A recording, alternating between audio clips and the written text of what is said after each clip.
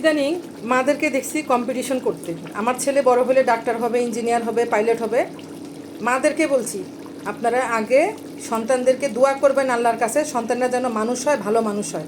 Doctor ইঞ্জিনিয়ারও তো বড় কথা, যদি ভালো মানুষ হয় ডাক্তার ইঞ্জিনিয়ার হলে লাভ আছে, যদি অমানুষ হয় তাহলে ডাক্তার ইঞ্জিনিয়ার হয়ে কোনো লাভ নাই।